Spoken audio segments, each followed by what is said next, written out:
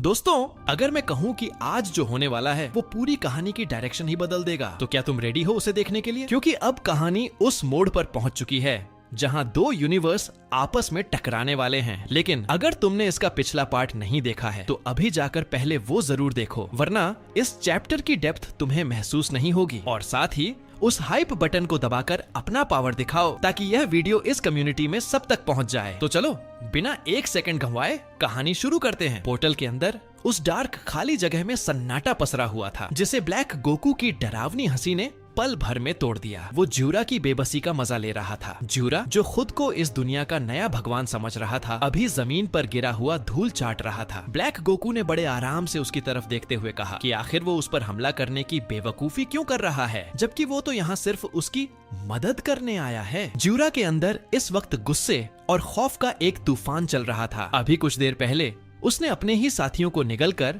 खुद को सबसे ताकतवर बना लिया था, लेकिन इस अजनबी ने तो उसे टच तक नहीं किया और सिर्फ एक इशारे से उसे उसकी औकात दिखा दी। जूरा को समझ आ गया था कि यह बंदा किसी ऐसी लेवल पर है जहां उसकी सोच भी नहीं पहुंच सकती। जूरा ने गुस्से में अपनी मुट्ठियां भींची और कांपती आवाज में पूछा कि आखिर ब्लैक गोकू उसे जानता कैसे है और वो उसकी मदद क्यों करना चाहता है। लेकिन ब्लैक गोकू ने सीधा जवाब देने के बजाय जूरा के जख्मों पर नमक छिड़कना शुरू कर दिया। उसने जूरा की आंखों में देखकर उसे चिढ़ाया कि जो खुद को परफेक्ट समझता था वो एक मामूली इंसान यानी नारुतो से बुरी तरह हार कर यहाँ दुबका बैठा है। ब्लैक गोकू ने उसे महसूस कराया कि जूरा की सारी पावर नारुतो के सामने सिर्फ एक खिलौना है। उसने जूरा के ईगो को पूरी तरह कुचलते हुए कहा कि नारुतो अभी जो पावर इस्तेमाल कर रहा है वो तो सिर्फ एक शुरुआत है। अगर जूरा को वाकई उस नारुतो से अपना हिसाब बराबर करना है तो उसे उस अंधेरे का साथ देना होगा जिसे ब्लैक गोकू लेकर आया है। जूरा अपनी इनसिक्योरिटी और गुस्से में इतना उलझ गया था कि उसे अब उस काले साए की हर बात सच लगने लगी थी। जूरा अब पूरी तरह उलझ चुका था। उसने अपनी हार और बेबसी को देखते हुए ब्लैक गोकू से पूछा कि आखिर वो नारुतो से अपना बदला लेगा कैसे, जब उनकी पावर्स के बीच इतना बड़ा फर्क है। ब्लैक गोकू ने उसे टोकते हुए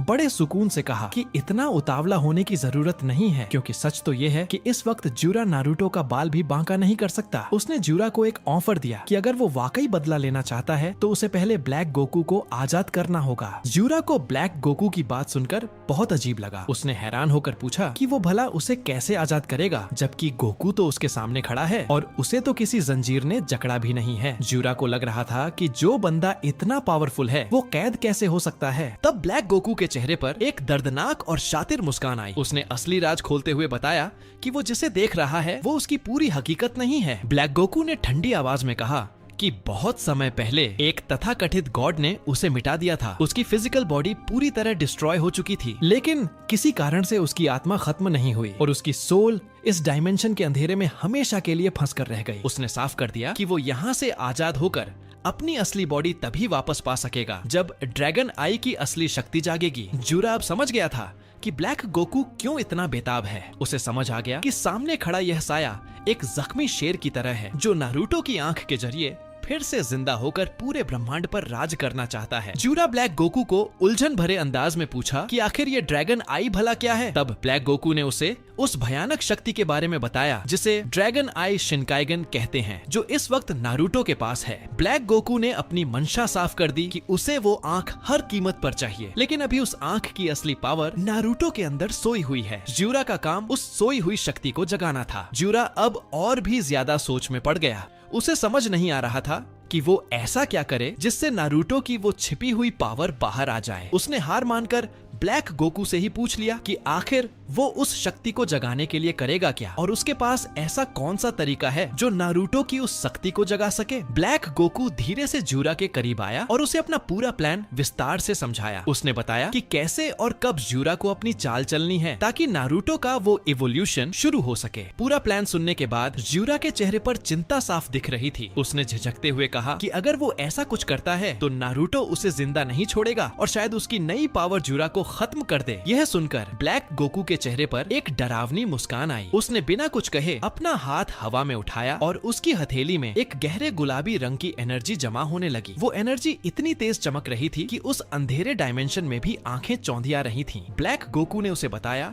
कि ये उसकी सुपर सैयन रोजे की शक्ति का एक छोटा सा हिस्सा है और वो इसे ज्यूरा को देने वाला है। लेकिन उसने एक चेतावनी भी दी कि अगर ज्यूरा का शरीर इस भयानक शक्ति को नहीं संभाल पाया तो वो उसी पल राख बन जाएगा। ज्यूरा की आंखों में पहली बार मौत का डर दिखा, लेकिन इससे पहले कि वो पीछे हटता या कुछ बोल पाता, ब्लैक गोकू ने बिजली की रफ्तार से आगे बढ़कर वो एनर्जी ज्यूरा की छाती के बीचों बीच उतार दी। उस शक्ति के अंदर जाते ही ज्यूरा का शरीर फटने वाली हालत में पहुंच गया। ज्यूरा इतनी जोर से चिल्लाया कि उसकी चीख से वो पूरा डायमेंशन थर्राने लगा। धीरे धीरे ज्यूरा के चारों ओर वही गुलाबी और बैंगनी रंग का ऑरा फैल गया जो ब्लैक गोकू का था। ज्यूरा दर्द से तड़प रहा था क्योंकि यह शक्ति किसी साधारण निंजा या ओत्सुत्सुकी की नहीं बल्कि एक डार्क गॉड की थी। उसे अब एहसास हुआ कि जिस शख्स को वो आजाद करने की बात कर रहा था उसकी असल ताकत का लेवल क्या होगा। ब्लैक गोकू ने ज्यूरा को संभलते देख ठंडे लहजे में कहा कि उसे यह ताकत सिर्फ प्लान के हिसाब से इस्तेमाल करनी है और वो इस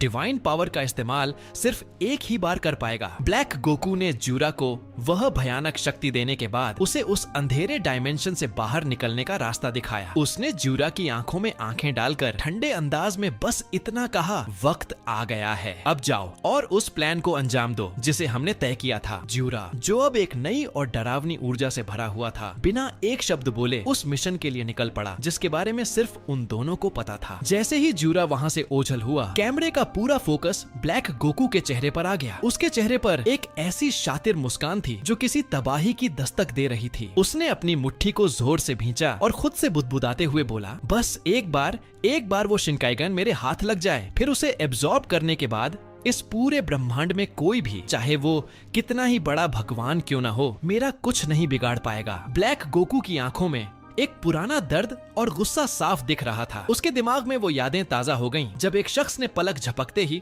उसका सब कुछ छीन लिया था और उसे धूल चटा दी थी। लेकिन इस बार उसका इरादा अलग था। उसे पता था कि शिनकेगन की वो छिपी हुई ताकत उसे एक ऐसी अमृता देगी जिसके बाद उसे मिटाना नामुमकिन हो जाएगा। अब वो किसी का डर लेकर नहीं बल्कि मौत का पैगाम बनकर लौटने वाला था। सीन अब शिफ्ट होता है होकागे ऑफिस के बाहर वाले हिस्से में, जहां अमादो ने सासुके को ठीक करने के लिए पूरा सेटअप लगाया हुआ था। सासुके अभी भी उस गॉड ट्री में फंसा हुआ था और अमादो उसे वहां से आजाद करने की कोशिश में जुटा था। दूसरी तरफ इतनी लड़ाइयाँ और थकान के बाद नारुतो थोड़ा आराम करने के लिए अपने घर गया हुआ था। उसे अंदाजा भी नहीं था कि कोनोहा पर क्या आफत आने वाली है। अमादो अपने काम में डूबा ही था कि तभी उसके पीछे से एक भारी आवाज आई। ये ज्यूरा था। उसने अमादो की तरफ देखते हुए ठंडे लहजे में कहा कि उसने कभी सोचा भी नहीं था कि कोई इंसान गॉड ट्री को बिना नुकसान पहुंचाए एक जगह से दूसरी जगह ले जा सकता है। ज्यूरा को अचानक अपने पीछे खड़ा देख अमादो के पसीने छूट गए। उसे समझ नहीं आया कि ज्यूरा इतनी सुरक्षा के बावजूद यहाँ तक कैसे पहुँचा। तभी वहाँ सासुके की हिफाजत के लिए तैनात अंबु निंजा और कावाकी पहुँच गए। कावाकी ने बिना वक्त जाया किए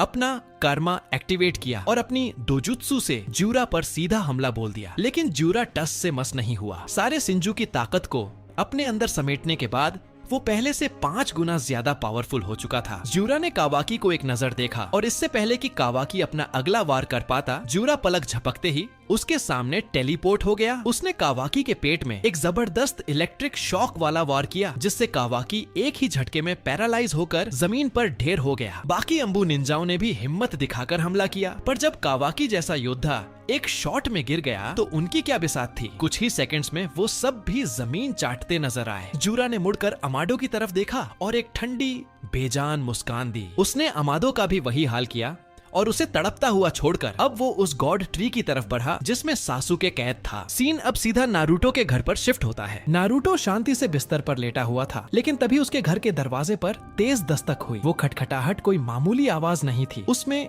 एक अजीब सा खतरा महसूस हो रहा था। जैसे ही दरवाजे पर तेज दस्तक हुई, हिनाटा ने जाकर दरवाजा खोला। खोलते ही एक बुरी तरह जख्मी शिनोबी हिनाटा के ऊपर गिर पड़ा। हिनाटा ने किसी तरह उसे संभाला और घबराकर बोरुतो और नारुतो को आवाज लगाई। आवाज सुनते ही बोरुतो और नारुतो जो अंदर आराम कर रहे थे दौड़ते हुए वहां पहुंचे। जख्मी शिनोबी की हालत देख नारुतो के होश उड़ गए। उसे समझ नहीं आ रहा था कि कोनोहा की इतनी सुरक्षा के बीच ऐसा क्या हुआ। नारुतो तुरंत उस शिनोबी के पास घुटनों के बल बैठा और अपनी थोड़ी एनर्जी उसे दी ताकि उसकी हालत संभल सके और वो कुछ बोल पाए। नारुतो ने बेहद तनाव में पूछा, तुम्हारा ये हाल किसने किया? आखिर हुआ क्या है? उस शिनोबी ने कांपती आवाज में सारा मंजर बयान किया। उसने बताया कि कैसे एक पल में सब कुछ तबाह हो गया और वो बड़ी मुश्किल से वहाँ से अपनी जान बचाकर भागा है ताकि उसे खबर दे सके। जैसे ही उसके मुंह से निकला, सासुके मुसीबत में है। उस शिनोबी की बात पूरी भी नहीं हुई थी कि नारुतो की आंखों में एक अजीब सी बिजली कौंधी। अगले ही सेकंड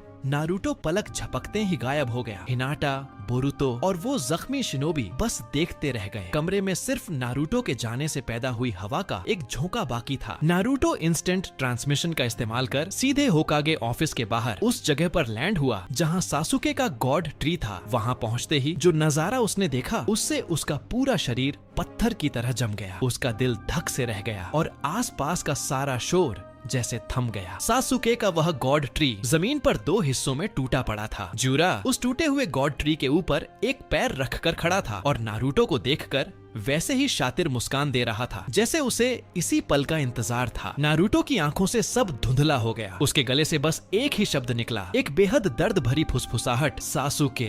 तभी नारुतो की आंखों में एक भयानक बदलाव आया। उसकी एक आंख से आंसू और दूसरी आंख से खून की धार बहने लगी। उसका शिनकाइगन एक्टिवेट हो गया, लेकिन इस बार पैटर्न बदल चुका था। उसकी आंखों में पहले जैसा इन्फिनिटी का सिंबल नहीं, बल्कि एक ड्रैगन की छवि जैसा पैटर्न बना हुआ था। सासुके को टूटे हुए देखकर नारुतो का ट्रॉमा एक ऐसी शक्ति में बदल रहा था जो अब तक छुपी हुई थी। सामने खड़ा जिउरा ने नारुतो की उन आंखों को देखा और उसके चेहरे पर एक हल्की शातिर मुस्कान तैर गई, जैसे उसे इसी पल का इंतजार था और उसका सबसे बड़ा काम पूरा हो गया हो। तभी कोनोहा से कोसों दूर उस अंधेरे डायमेंशन में फंसा हुआ ब्लैक गोकू अचानक अपनी आंखें खोलता है। उसके चेहरे पर भी एक गहरी मुस्कान आ जाती है। उसे महसूस हो गया था कि जो ताला बरसों से बंद था वो अब टूट चुका है, क्योंकि ड्रैगन आई अब जाग चुका है। दोस्तों, कहानी यहीं तक थी। ड्रैगन आई पूरी तरह जाग चुका है और अब वो हो चुका है जिसका इंतजार था। ब्लैक गोकू आजाद हो चुका है। अब सिर्फ कोनोहा ही नहीं, पूरा मल्टीवर्स खतरे में है। अब सच बताओ, तुम खुद इसको सुनकर एक्साइटेड फील कर रहे हो या नहीं? अगर इस वीडियो पर 500 कमेंट पूरे हुए तो अगला पार्ट जल्दी आएगा, ये वादा है मेरा। लाइक करना मत भूलना और अगर अभी तक सब्सक्राइब नहीं किया तो कर लो,